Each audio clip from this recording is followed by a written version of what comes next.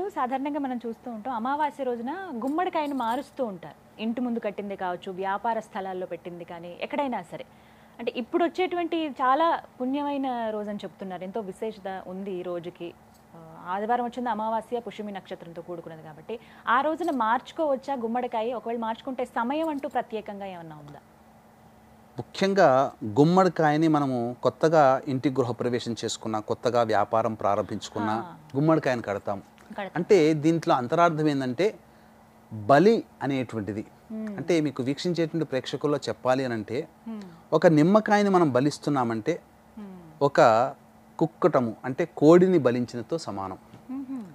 అలాగే బూడిద గుమ్మడికాయని మనం బలిచ్చాము అని అంటే దాని అర్థము ఒక దున్నపోతుని బలి ఇచ్చినతో సమానం. అందుకనే పూర్వకాలంలో వడియాలు అనేటువంటివి పెట్టుకునేవాళ్ళు. ఎందుకు వడియాలు తినేవాళ్ళు? గుమ్మడికాయ వడియాలు అంటే శరీరంలో నకారాత్మకం ఏదైతే ఉంటుందో అవి పూర్తిగా తొలగిస్తుందని. అందుకని ఈ సంబంధించినటువంటి గుమ్మడికాయ వడియాలు ఆ కాలం రాగానే చక్కగా పెట్టుకొని ఆ సమయంలో తినేవాళ్ళు. ఒంట్లో ఉష్ణం కూడా చేస్తుందని చెప్పి ఇదే గుమ్మడికాయని ఆరోగ్యం కోసం మనం వాడుతున్నాం. ఇదే గుమ్మడికాయని ఇంటి గృహప్రవేశం లేదా వ్యాపార స్థలంలో వాడుతున్నాం. అంటే నరదృష్టి అనేటువంటిది తొలగిపోతుంది.